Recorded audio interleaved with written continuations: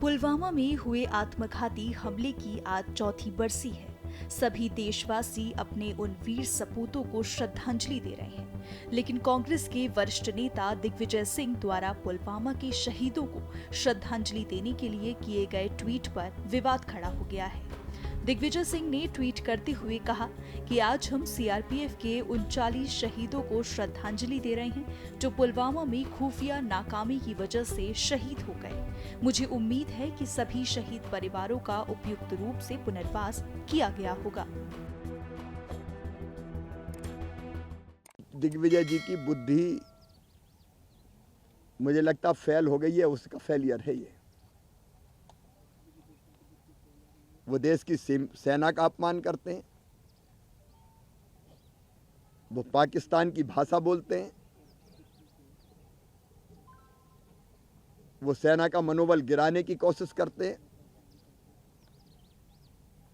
अब जांच तो दिग्विजय सिंह की होनी चाहिए। देश के खिलाफ, सेना के खिलाफ बोलने का बीज उनके दिमाग में डालता कौन है?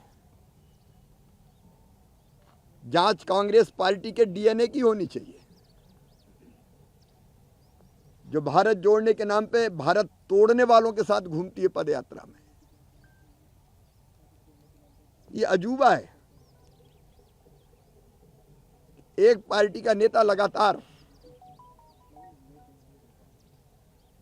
सेना की राष्ट्रभक्ति पर प्रश्न चिन्ह लगा रहा है, उनकी बहादुरी पर प्रश्न चिन्ह लगा रहा है और पाकिस्तान की भाषा बोल रहा है। सोनिया जी और राहुल जी को भी इसका जवाब देना चाहिए। देखिए, दिग्विजय सिंह जी को एक आदत है कि ऐसे बयान देने की ताकि वो लाइमलाइट में रहे। एक तरफ से वो होमेज कर रहे हैं जो अपने हमारे शहीद हुए हैं, जो सीआरपी के जवान, और दूसरी तरफ से कहते हैं ये इंटेलिजेंस फेलियर था। अब मैं क्या ऐसे एक नेता को क्या कहूँ जिसने इसकी चार्जशीट भी नहीं पढ़ी, सारा पूरा किस्सा जो है किस तरीके से ये सारा कुछ हुआ है वो सारा उसके अंदर आ गया है, और वो जो है उसके अंदर आईएसआई की किस हिसाब से प्लानिंग थी, और ये अभी इसकी नहीं है, ये बड़ी देर की चल रही है। और होता यह है कि इंटेलिजेंस फेलियर तो उसमें कुछ नहीं था, कि उनको पता था कि भाई यहाँ पे कुछ ऐसा अटैक होना, पर इन अटैक्स में क्योंकि ये सुसाइडल अटैक्स होते हैं, एग्जैक्ट लोकेशन और एग्जैक्ट टाइम का नहीं पता होता। उसके अंदर ये ज़रूर था कि ये जो जिस हिसाब से ये गाड़ी लेके सुसाइड अटैक करने के लिए गया है इंसान, तो उसको ज़रा वो नहीं रोक सके।